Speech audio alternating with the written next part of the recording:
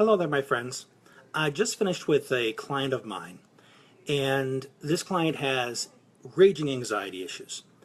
And one of the things that came up with him is something that's very similar to what a lot of my clients experience. And it's what psychology pioneer Albert Ellis framed as the tyranny of the shoulds.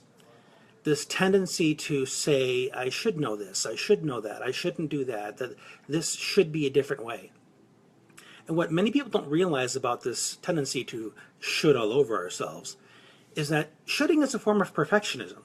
It's this belief that you should have some immaculate insight into the needs of every single moment, that you should walk in there and perform perfectly every single time. Every time you beat yourself up with a should, you're basically saying, I'm supposed to be perfect. I'm not supposed to have any moments where I don't know something, where I don't perform without any kind of blemish or hiccup or anything. Shoulding is another way of denying that you are a human being that could benefit from learning from certain circumstances.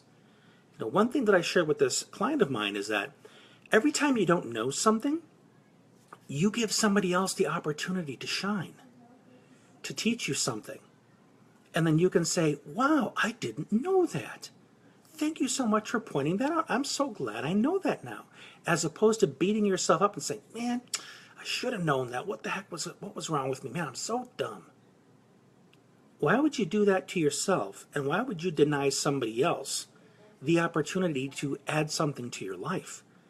So one thing I want to encourage you to do is start taking an inventory of those shoulds.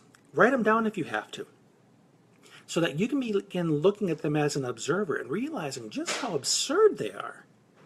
And another thing is, ask yourself, where did that belief come from that you were expected to perform perfectly? That you should know something, you should do something. Says who? Who on earth created that standard for you? Who told you that you were supposed to perform perfectly?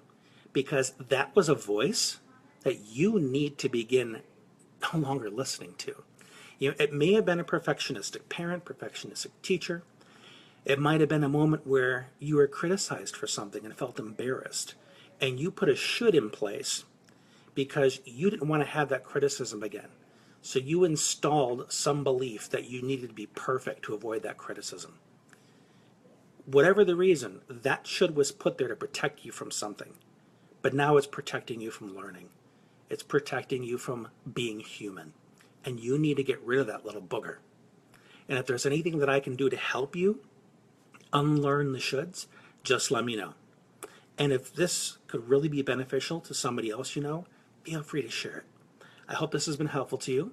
Brian King. We'll talk again soon.